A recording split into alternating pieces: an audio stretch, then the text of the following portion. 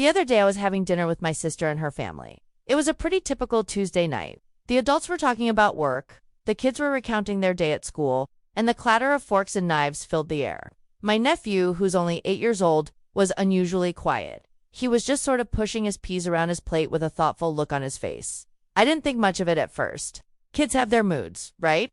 But then, out of nowhere, he looked up at me, his eyes wide and serious, and asked, "Uncle, are you happy?" The question caught me completely off guard. It wasn't, "Can I have dessert?" or "Can we watch a movie?" It was this profound, deeply personal question from an 8-year-old. I remember just staring at him for a second. The conversation at the table seemed to fade into the background.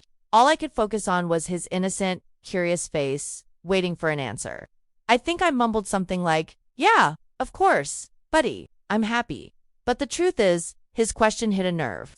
It was a question I hadn't genuinely asked myself in a very, very long time. That evening, after I got home, his words just kept replaying in my mind. "Are you happy?" It's such a simple question, but the answer felt incredibly complicated. Was I happy? I mean, I have a good job, a nice place to live, great friends and family. On paper, everything looked fine. I had all the ingredients for a happy life, or so I thought. But was I truly, genuinely happy? Or was I just comfortable? Was I just going through the motions, ticking off the boxes of what's supposed to constitute a successful adult life?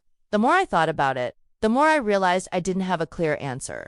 And that was a pretty unsettling realization. It's funny how a child's perspective can cut through all the noise. We adults, we build these complex lives for ourselves. We get so caught up in careers, bills, responsibilities, and future plans that we often forget to check in with our present selves.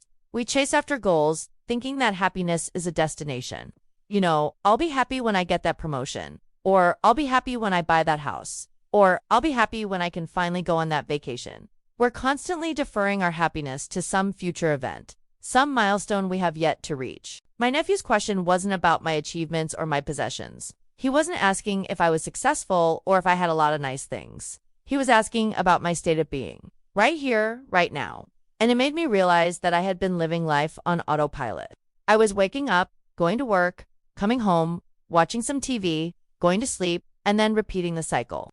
Weekends were for errands and maybe a bit of social activity. But was I actively seeking out joy? Was I doing things that lit up my soul? The honest answer was, not really.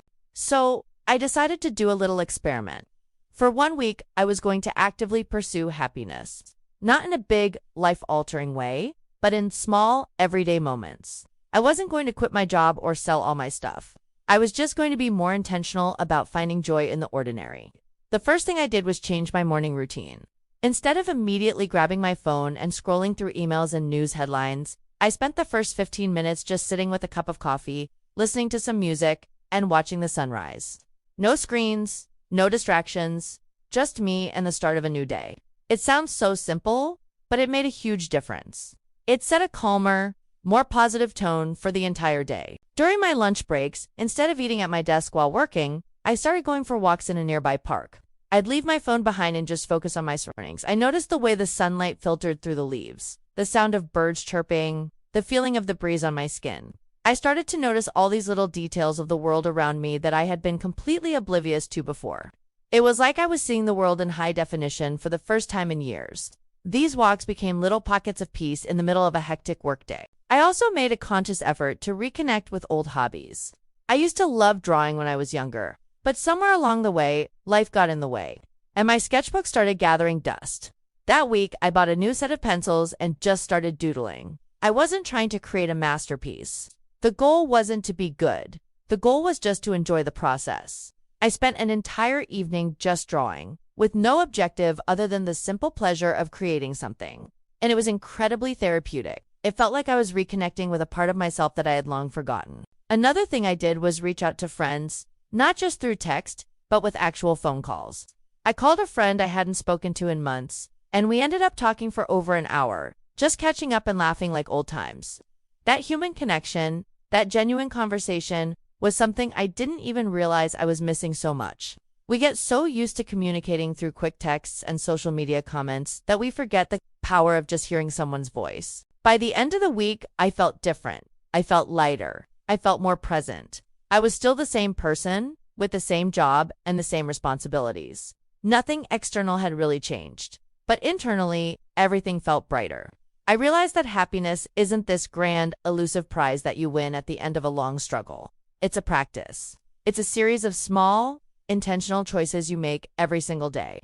It's choosing to find the good. It's choosing to be present. It's choosing to connect with yourself and with others. When I saw my nephew again that weekend, I gave him a huge hug. I told him that he had asked me a very important question and that I had been thinking about it all week. I told him, "Yes, buddy, I am happy." And this time, I really meant it. I explained to him that he reminded me that happiness isn't about having everything you want, but about appreciating everything you have. It's about finding joy in the little things, like a sunny day, a good song, or a fun conversation. He just smiled his little 8-year-old smile, probably not fully grasping the impact his simple question had on me, and then asked if we could go play in the park. And as we were running around, I felt a sense of pure, unadulterated joy that I hadn't felt in a long, long time. This whole experience taught me a valuable lesson. We don't need to wait for a vacation or a promotion to be happy. We can choose to be happy right now. It's about shifting your perspective and focusing on the good that already exists in your life. It's about creating small moments of joy for yourself every single day. Maybe it's taking 5 minutes to savor your morning coffee. Maybe it's calling a loved one. Maybe it's revisiting an old hobby. Whatever it is, these small acts of self-care and presence accumulate, and they can fundamentally change your entire outlook on life. So, I want to ask you the same question my nephew asked me. Are you happy? And if the answer is complicated, or if you have to hesitate, maybe it's time to check in with yourself. Maybe it's time to stop deferring your joy and start cultivating it. Right here, right now, in the small, ordinary moments of your life. It's not about making drastic changes. It's about making small, intentional choices. Because at the end of the day, a life is just a collection of days. And a happy life is a collection of happy days. And those happy days are built one small, joyful moment at a time. I am incredibly grateful to my nephew for reminding me of that. It's a lesson I'll carry with me for the rest of my life. Thank you so much for watching and for letting me share this story with you. If this resonated with you in any way, I'd love to hear about it in the comments.